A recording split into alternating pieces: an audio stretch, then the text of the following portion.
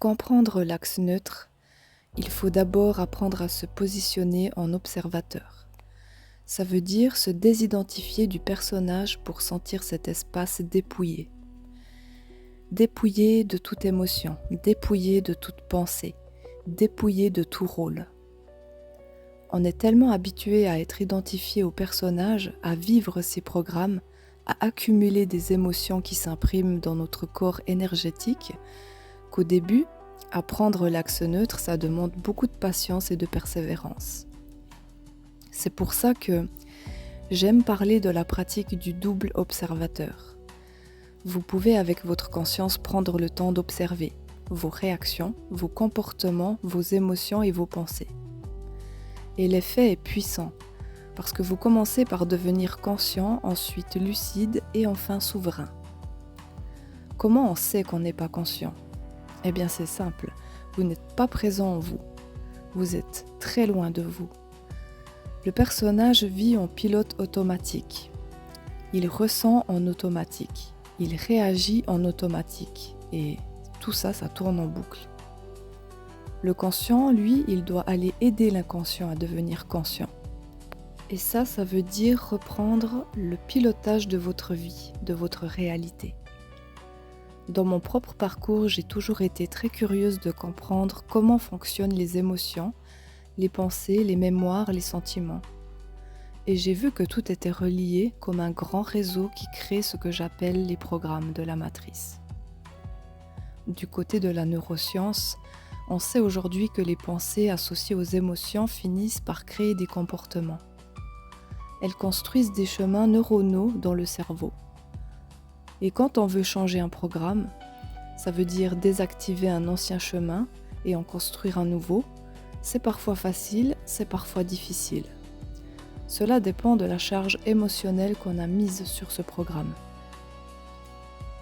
Mais nous arrivons à l'aube d'un nouveau savoir. Jusqu'ici, pour changer quelque chose en nous, il fallait de la répétition. Répéter une pensée, répéter une émotion, répéter un comportement jusqu'à ce qu'un nouveau chemin neuronal se construise. Mais un jour, et certains le vivent déjà, on réalise qu'il est possible de dépasser cette répétition. Et c'est ça la transcendance. L'esprit peut décréter un changement et l'alignement se fait sans avoir besoin de répéter pendant des mois. Ce que j'ai remarqué dans mon propre parcours, c'est que les manifestations les plus rapides se sont produites quand je ne cherchais pas à ressentir une émotion spécifique. Dans la loi d'attraction classique, on nous dit souvent d'essayer de nous connecter à l'émotion de ce qu'on veut pour l'attirer. Et oui, parfois ça marche, surtout quand on parvient à ressentir réellement ce sentiment, comme s'il était déjà là. Mais ce qui désillusionne beaucoup de gens, c'est que lorsqu'ils n'arrivent pas à ressentir cette émotion de manière authentique, ils nourrissent en fait la distance entre qui ils sont aujourd'hui et qui ils veulent devenir. Et c'est pour ça que ça prend du temps. Il faut répéter jusqu'à ce que l'écart se réduise. Et il y a un autre point important à comprendre.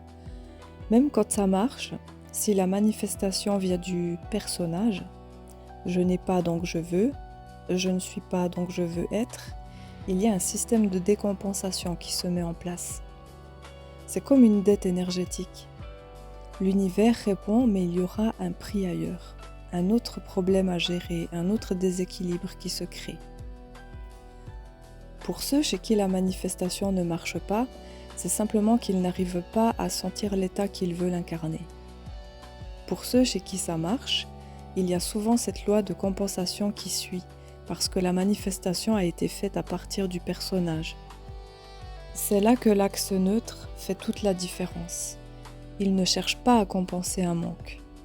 Il veut simplement traverser la vie, être fonctionnel, faire ce qu'il y a à faire ici. Il ne joue plus le jeu des émotions, de l'attachement, du gain, de la perte, du besoin d'acquérir ou de réussir. Et c'est à partir de cet espace-là que la manifestation devient pure et sans dette. Ce que j'ai vécu, c'est totalement différent. Je n'ai pas eu besoin de me forcer à ressentir quoi que ce soit. C'était radical, une vision claire, un état de certitude totale, soutenu par toutes les dimensions de mon être. qui sont la pensée, le sentiment, les émotions, mais tout ça c'était sans effort. Et c'est là que je vois qu'on entre dans une nouvelle compréhension. Quand toutes les dimensions de notre être sont transcendées, on peut littéralement provoquer le destin instantanément. Pas besoin de nourrir la distance, pas besoin de forcer l'émotion, c'est un alignement spontané et naturel. J'aimerais aussi vous expliquer un point clé. La pensée, c'est vraiment le langage de l'être humain. S'il n'y avait pas le verbe, nous ne pourrions pas communiquer avec des mots. Et nos pensées déterminent en grande partie ce que nous ressentons comme émotion ou comme sentiment. Les mots qu'on utilise sont comme des étiquettes. Si je dis que je suis terrifiée ou si je dis je suis excitée, devant la même sensation dans mon corps, je ne vais pas déclencher la même réaction. Parfois, le simple fait de renommer une émotion change tout. Si je dis je suis en panique, je nourris mon sentiment de stress. Mais si je dis c'est juste une vague d'énergie qui traverse mon corps, tout d'un coup ça devient ingérable parce que c'est une énergie qui circule. C'est la même sensation mais je ne lui donne plus la même charge, la même définition. Et là c'est très important. Une émotion c'est une énergie qui nous traverse sur l'instant. Elle vient comme une vague et elle m'informe de ce qui se passe. Je la ressens et normalement elle repart. Un sentiment, c'est différent. C'est une émotion qui est restée en nous assez longtemps pour s'ancrer et finir par nous définir. C'est ce qui définit notre personnalité, notre comportement, nos attitudes. L'émotion doit circuler. Par exemple, si je ressens de la joie, je vais la vivre pleinement, puis je la laisse se dissoudre. Si je ressens de la colère, je la ressens, puis je la laisse se dissoudre. Je ressens du plaisir avec quelqu'un, je le vis, puis je le laisse se dissoudre. Et quand je dis laisser se dissoudre, ça ne veut pas dire oublier, refouler ou faire comme si de rien n'était. Ça veut dire ressentir pleinement, laisser l'émotion me traverser et éviter qu'elle devienne un point d'ancrage dans mon corps sensoriel. Parce que tout ce qu'on ressent, positif comme négatif, ce sont des charges.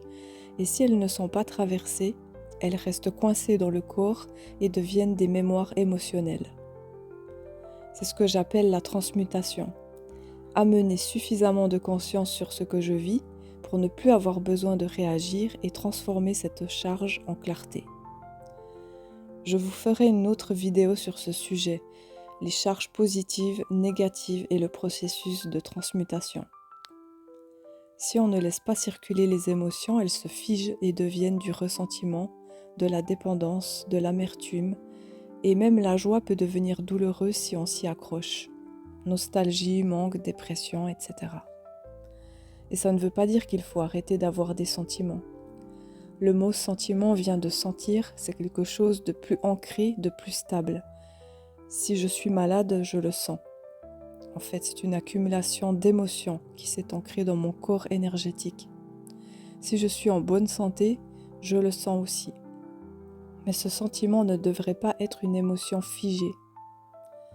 Beaucoup de gens croient qu'ils sont leurs émotions. Ils restent figés dans un état d'être et pensent qu'ils ne peuvent pas changer. Et beaucoup croient qu'ils pensent, alors que souvent ce sont juste des formes pensées qui tournent en arrière-plan, des programmes.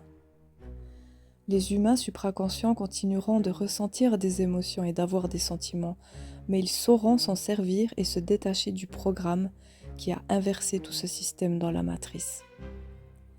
Voilà pourquoi la pratique du double observateur est si essentielle. Vous reconnaissez les rôles du personnage.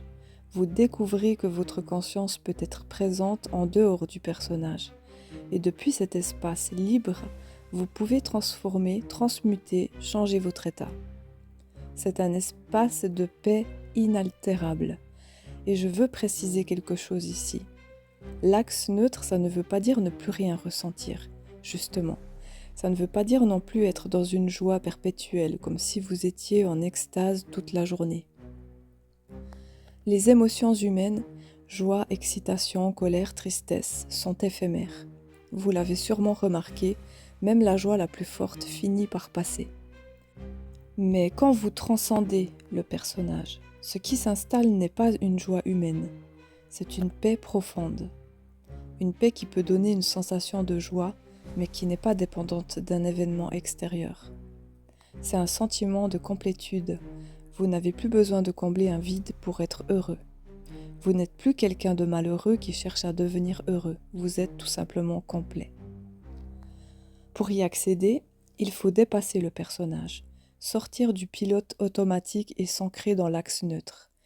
C'est le début de l'initiation de la transcendance.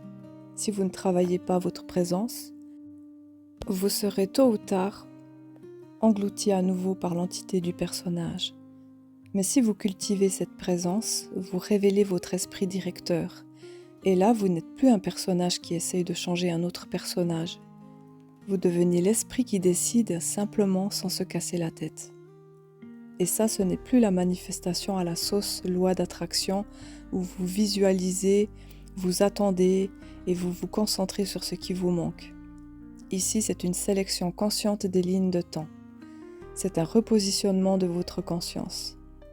Plus vous vous rapprochez de l'axe neutre, plus votre esprit directeur se révèle. Et c'est là que le changement devient naturel, parfois même instantané. Pas parce que le personnage a forcé la réalité, mais parce que la conscience s'est repositionnée et la réalité a suivi.